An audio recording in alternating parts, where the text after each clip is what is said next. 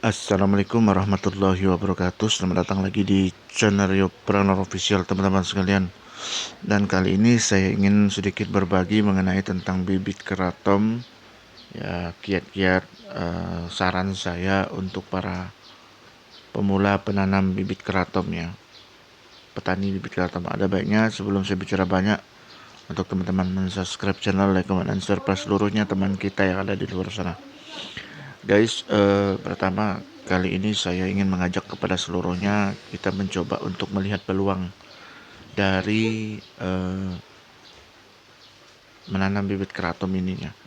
Jadi menanam bibit keraton ini sebetulnya memang kalau dibilang gampang ya nggak juga gampang, dibilang susah ya bisa dicoba nggak juga, karena memang batang ini sangat gampang sekali untuk hidup sebetulnya.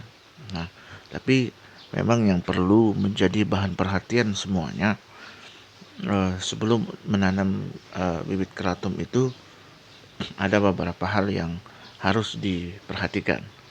Nah, pertama, ya, yang pertama yang paling mendasar adalah saat pembibitan, ya, pembibitan bibit keraton itu eh, benar-benar memang kondisi yang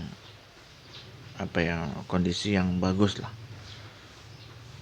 Karena begini, untuk bibit keraton itu kan tidak murah harganya per batang, ya, antara ya sampai dengan 8.000 sampai dengan 10.000 per batang, tergantung dari jadi perlu diperhatikan itu kalau bibit sendiri tentu yang harus diutamakan itu yang siap untuk ditanam itu bibit yang memang benar-benar siap untuk ditanam, itu dicari daun yang lebar. Nah, dipilih dulu, dipilih, ya, disortir lah bahasa orang itu. Jadi disortir daun yang lebar, jadi sehingga masa pertumbuhannya jauh lebih tepat daripada yang lainnya. Mungkin kadang-kadang ada bibit yang bagus, ada bibit yang kurang bagus, itu karena memang saat kita menyiram itu, ya, pembibitan, ada yang dapat banyak airnya, ada yang dapat sedikit. Itu kan memang biasa terjadi karena memang jumlahnya ribuan, ya. Jadi begitu. Jadi daun yang besar, daun yang kecil, kalau ada daunnya agak sakit, kering, keriting begitu, itu dipisah. Jangan main hantam saja ditanam gitu. Bagi yang membibitkan sendiri gitu. Ya, ini saya cerita padanya lah. Mungkin videonya agak sedikit panjang dari biasanya. Yang kedua, yang perlu diperhatikan itu selain pembibitan, nah, penanaman itu jangan juga terlalu dalam. Ya, biasanya kalau saya perhatikan sampai setengah batang, batang kan biasa segini tuh, biasa segininya, cukup akarnya saja yang di tanah begitu, sedikit saja batangnya itu kena tanah begitu, ya, kira-kira begitulah. Jangan sampai separohnya begini kan, dari segini jadi segini, daunnya aja yang muncul segini begitu. Jangan seperti itu. Kenapa? Karena memang eh, biasanya itu kalau tingkat stress down itu kan berbeda-beda, ya. Makanya yang dihindarkan itu jangan sampai penanamannya itu tidak sesuai. Nah, saat penanaman juga, ya, itu kan ada polybag, ya, polybag kecil begitu. Anggap saja polybag lah, ya, polybag kecil. Dan juga dia itu jangan sampai yang di polybag itu, yang tanah yang melekat di akar itu jangan sampai pecah, ya. Kalau itu pecah kemungkinan 50% dia susah mau tumbuh. Bisa tumbuh, cuma memang agak sedikit lambat. Yang semestinya harus kencang menjadi lambat gitu, ya, namanya pecah tanah asal begitu, ya. Makanya mau hati-hati dijaga begitu. Nah, itu dia. Terus selanjutnya ini masih soal pembibitan. Kalau pembibitan sendiri, ya. Terus saat ada yang bertanya kemarin juga ya, Bang, gimana kalau kita dalam satu polybag itu diisi 2 supaya menghemat tempat? Ya bisa saja, asal tempatnya itu besar. Misal semacam ini, tempatnya kan lumayan besar ini, jadi di ujung sini satu, di ujung sini satu, jadi seperti itu. Jadi satu polybag itu 2 bisa. Kalau untuk pembesaran saat menanaman juga, kalau kan di ujung sini satu, di sini satu, jadi dipotong tengahnya pakai tangan gitu, dibuka berdua gitu, bisa. Nah, jadi seperti itu teman-teman. Terus selanjutnya apa lagi? Oh ya, kemarin itu juga ada yang tanya juga, Bang, lokasi tanahnya tuh gimana? Nah, ini yang perlu saya jelaskan ya.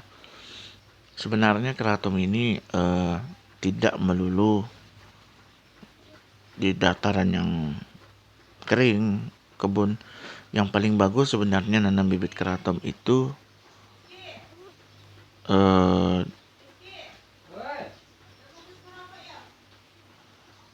apa namanya?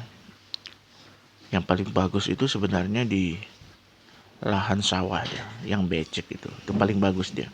Karena memang pada dasarnya keraton itu dia tumbuh itu asalnya itu memang di tempat yang tepian air begitu, becek, tepian danau, tepian sungai, itu dasar saja.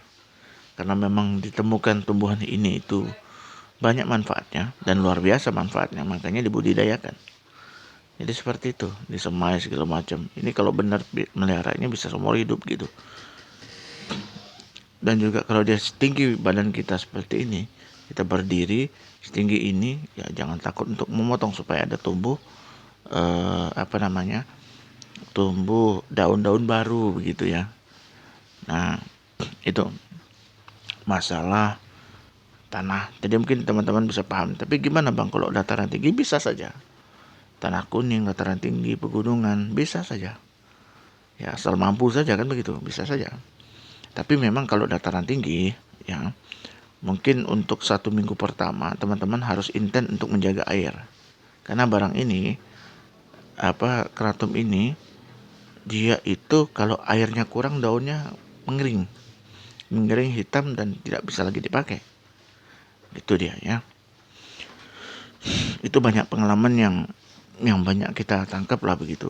Nah artinya saat penanaman itu memang perlu diperhatikan juga. Itu nanamnya kan bibitnya pakai tugal, tahu ya, kayak orang nanam padi. Nah sebelum ditanam itu kasihlah dulu pupuk mutiara begitu ya. Ini rahasianya, saya bilang pupuk mutiara kasih 2-3, kan kecil-kecil tuh, kasih 2, kasih 3 gitu bisa aja. Nah kasih 2, kasih 3, terus jangan langsung ditanam. Misalnya kalau hari ini mau nanam, atau paginya, sorenya mau nanam, paginya itu udah dikasih pupuk. Atau besok paginya mau nanam, sorenya atau hari ininya besok mau nanam, langsung dikasih pupuk ini dulu. Nah begitu ya. Jadi supaya apa? Pupuknya itu bisa menyuburkan tanah. Jadi begitu dikasih, ditanam gitu, langsung besoknya ditanam di situ. Supaya apa? Supaya dia bisa cepat merangsang daun, batang dan daun itu akan menjadi tumbuh besar gitu, cepat lah begitu ya. Nah itu dia. Nah artinya apa? Artinya bahwa semua yang ada itu harus dimaksimalkan, keilmuannya apapun gitu.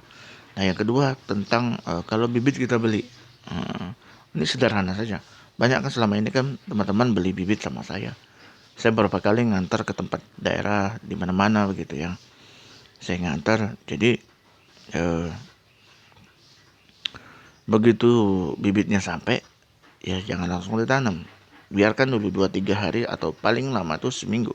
Tapi memang setiap harinya harus disiram terus. Supaya apa? Supaya tidak kering.